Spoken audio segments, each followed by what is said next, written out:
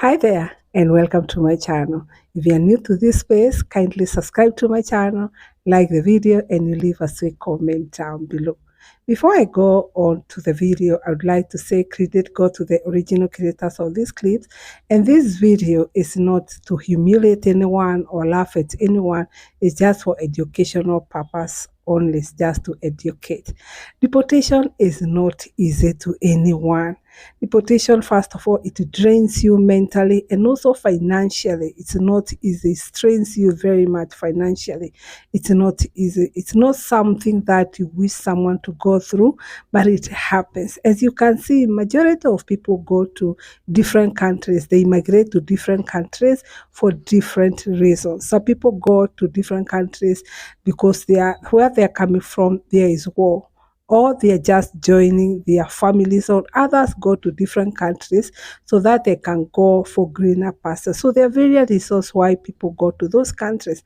And now when it comes to deportation, it kind of hits them very, very hard because most of the people, it's not that they were prepared for deportation. I know some people do self-deportation, but even self-deportation is not also easy. It's weighing your decisions and seeing that it's better to deport yourself than wait for the authority to come and deport you. Well, I've put more clips so that you can watch, so that you can learn what people go through after deportations and the reason why it's not easy when you are deported to settle down easily into your country. I'll come back later for more commentary. After my husband's deportation in 2022, I made the move out to Mexico with him, and I have been making content basically ever since. Literally started making content while I was still waiting for him to be deported. Well, something that I didn't really ever talk about on my social media was how hard it was. I've talked about how hard it is leaving my family, but I've never talked about how hard financially it was for us. This is all we were able to take to Mexico with us. This bag held all of my son's toys, that little bag that he's holding. And for the first little bit, this is how we were living. The first few months, we actually didn't have a TV. When we did get it, that's how we had it. This is how our son's room looked, and those right there are all the toys that they had. We got real creative though. My man even made this rocket ship for the kids out of cardboard. We didn't have a table, so we were painting pumpkins and eating right here on the kitchen floor. Although it was freaking hard, I'm so proud of how far we have come. But I feel like this is the reality that not a lot of people share on social media. Coming down here with absolutely nothing and starting from the ground up was so challenging, but it also taught me how to truly be grateful for everything that we have and the motivation to keep working our asses off. And I guess this is just me trying to be more vulnerable to my community. My work permit visa has been cancelled. I am in the airport now. I am being deported back to Pakistan. They said I am not welcome here. I am going now. I'm going back to my own country and I will apply for a visa again very soon. This has been very difficult challenge for me. I have not been here long. I have worked many long hours, long days, and this is the thanks I get. They say, go back. We don't want you here anymore. We are full. They say one in, one out. So now I am waiting for one to come out, and then I might be able to come back in. This is what somebody said. But right now I'm here in the airport. I'm going to board the plane and go back to my own country. Thank you for all the support of all the nice people. I will try and come back. Maybe under this name, maybe under another name, I will come back to this country. But for now, it has been very emotional. Thank you so much. Get out of my country, get out. I'm going. Thank you so much for everything, everybody. I will see you again soon one day. Thank you for support. Keep support me while I'm in Pakistan. Maybe I don't go Pakistan. Maybe I catch flight to another country. Who knows? 84 days ago, we left the United States for Mexico and moved into my husband's rundown childhood home. He's been sending money back home for the last 20 years, but there was nothing for him when he came back. When we very first got here, his home looked like time had stood still and maybe a tornado had came through. We've been painting room by room and scrubbing decades of dust, and we still have to hang some kind of curtains out here on the patio so the neighbors don't watch our every move.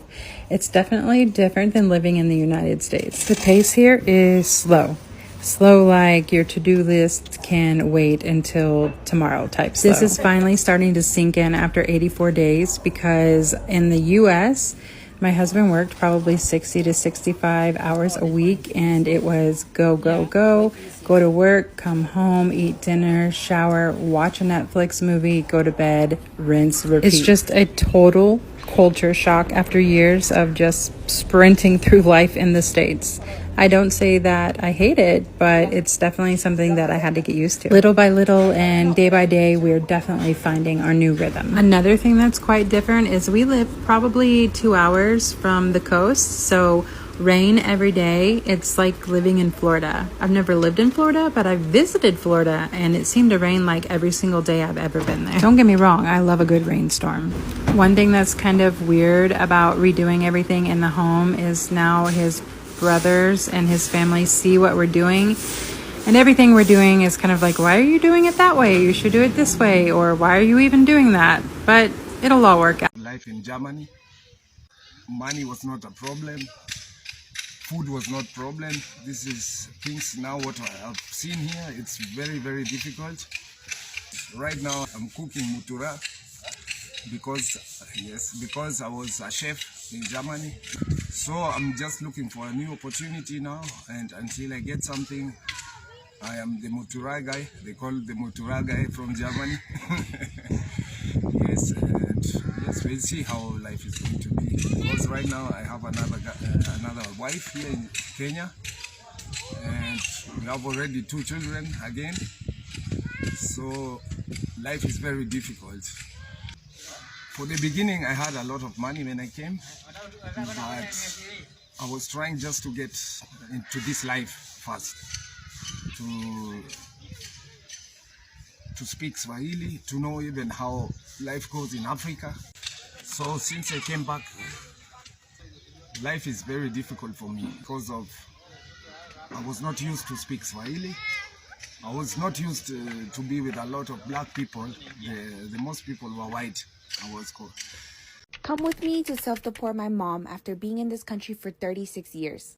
My stepdad is staying behind and he'll join her in a couple of months. They've been together for 25 years. We're driving from LA down to TJ to drop her off at the airport, and she'll be flying to Mexico City. After driving an hour and 30 minutes, my sister realized she forgot her passports at home. This was her heartbroken that she wasn't going to be able to drop off my mom all the way in Mexico. So she drove back home to meet my stepdad halfway, hoping that she will make it back on time before my mom's flight. The good thing is that we gave each other more than enough time to have brunch in TJ while we waited for her. We got to the airport with 3 hours to spare. We checked in her bags and we just waited in the lounge. This is the good thing about Mexican parents trying to check in so early, because now we have all this time to spare.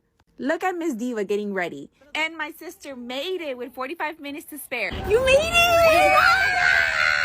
My mom is leaving behind 3 grown-ass kids and 3 grandchildren. We are doing this all while some of the biggest ICE raids are going on back home. With my mom's complicated legal status, she decided to do this in her own terms. She has no criminal record, a hardworking taxpayer who has been working 12-hour shifts since she was 15, 6 days out of the week. She never asked for a handout. She didn't get food stamps. She didn't get welfare. She didn't even ask for child support when my dad wasn't in the picture.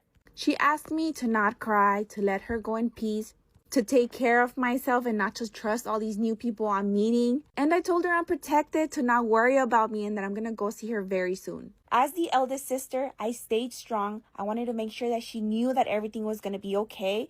But this was the hardest thing I've ever had to do. The little one, on the other hand, she was struggling. Even though we're all sad to see her go, my mom hasn't seen her mom in 22 years. She's 51 and she's going back home to Guerrero, Mexico to retire. After so many years of being here, she forgot that that was the original plan. I hate that all of this had to happen for her to make this decision, but I have a good feeling that this is going to be good for her. This was her finally meeting with my grandma after driving 5 hours from Mexico City to her town. Mamita!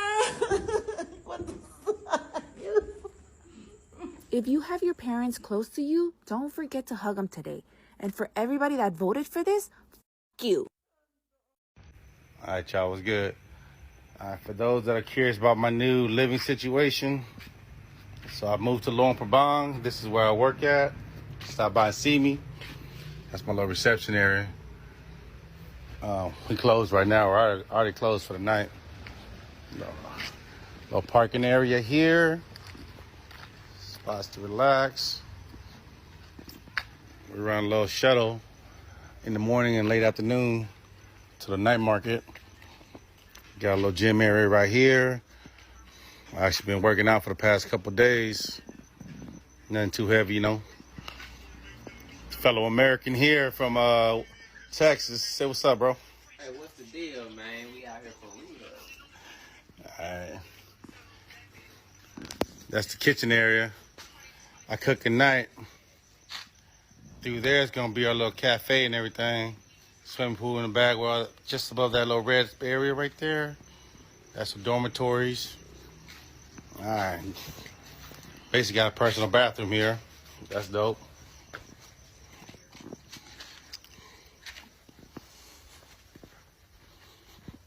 Alright. Check out my spot though.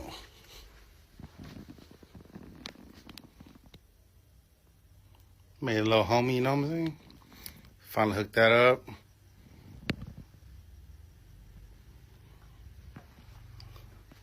Bed's alright. It ain't too comfortable, but you know, it's cool. And then I got a little fan back here.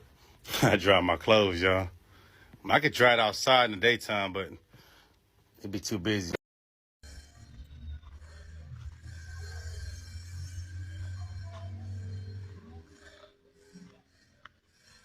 Girl, this the kitchen right here where people cook. You probably can't see it good. It's the kitchen, girl. And girl, let me show you the bathroom.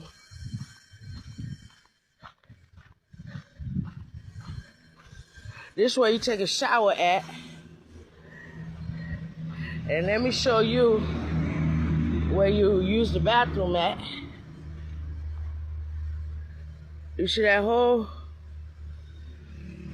Okay. Now, this where this young lady and her son, she pregnant. She let me stay until I can get out of here or get on my feet. Look. Girl, look. This her son. We all sleep on one bed.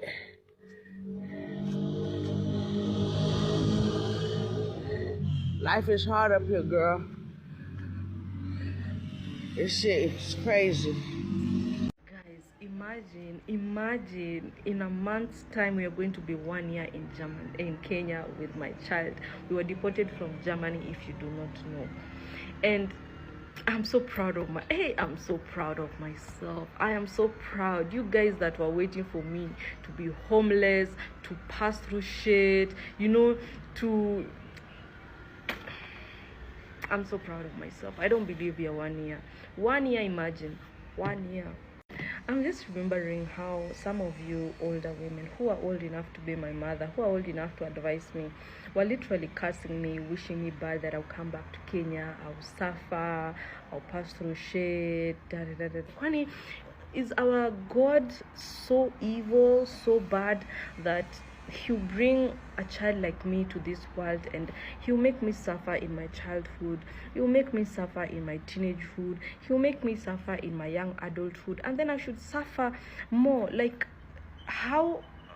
what is life? Like, what is life if there's no blessings? Mama, you guys, you think it's easy. You think it's easy raising yourself at a young age. Yeah, you think it's easy.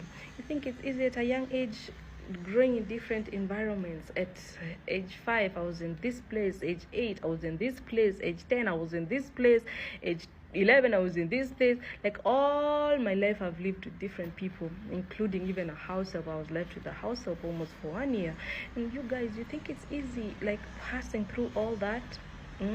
Even at a point whereby I didn't know what periods. I got my periods at a very, very young age, and I didn't know what periods are. Imagine I had my periods for 1 year. 1 year. Relocating to Germany, a broken child, a depressed child, a child who has a lot of traumas, going to Germany and then experiencing even more trauma, now realizing that not only am I an outcast in Kenya, I'm also an outcast in Germany. I'm not talkative, I'm quiet, I'm this, and like, you guys think it's easy. Like, you guys, hey, it's not easy. If you have passed through the same as me, keep going. Don't listen to people. Don't listen to their voices. Don't listen to those stones that don't listen to those stones that are being thrown at you. Don't listen to those judgmental people who do not have no empathy to even consider or say maybe her story is true, maybe what she's passing through is true. Instead, they throw stones at you and curse you even more. Don't listen to them, because if I listened to those voices, if I listened to those women who were cursing me, who are wishing me bad, that I'll be deported and come back to Kenya and I'll suffer, right now I'll not be here. Right now I'll not be strong. Right now my child will not be the way she is. So you guys keep going. Never give up. You never know where your blessing is. And just because you've passed through shit all your life does not mean that you have to again pass through. Kwani, is life like that? But what I'm trying to say is keep going, keep going, keep going. Imagine me, I was deported from Germany to Kenya with a child, and I'm still surviving, and I'm still hopeful, and I still have strength. You know, after all those voices, all those drama online, I'm still here standing strong, and I'm telling you guys, never give up. Never give up. And you never know how far or how close your blessing is. You just keep going. Just keep going and prove them wrong. Deportation is not easy, as you have seen from various different people coming from different countries. Some were there for education. Well, maybe when they finished their education, they decided to overstay and work in that country. Some, they have their families there. As you can see, some have to leave their wives behind. Some, it's their husband behind, and they are being deported back to their country. You see, these people have lived in those countries, some of them for 20 years or more than 20 years, and it's not easy to settle back to the countries where they came from. These people who are to receive them for where they came from, most of them, they are not familiar with them again because it has been long. They have to settle back to their original countries as fresh people, people who have just come back as fresh. They don't have they are not familiar with the place again because they have overstayed in those other countries for a very, very long time. They no longer have friends, and most of the time, even some of them have lost contact with their family members. So they are settling in afresh. They will need money. They will need so many things to go along so that they can settle in easily. Others, they are looking for jobs, and some have been separated with their families. So deportation can never be easy for anybody, and it's not something that someone would wish for anyone. And you see, you can see that it's not easy to settle down for them because they are used to the place where they migrated. They are used to that culture. Now coming back to their family, it's like starting all over again to another new culture that they are not used to it. They no longer have friends. They have lost touch with that place. And I want to say this, when you go to and you migrate to other countries, if you're in a position to invest back to your country, it will be at least easier. Even when you're deported, you settle in back to your country easily. If you're in a position to do that, you can do that and invest back. Although, as I've said, you can never be prepared. Deportation is not easy for anyone. As you have seen, some of them have to start all over, start from grade 1 all over again to settle in back to their country. So thank you so much for watching this video. As I've said, this video is only for educational purposes only. I'm not here to laugh at anyone or humiliate anyone. And credit go to the original creators of these clips.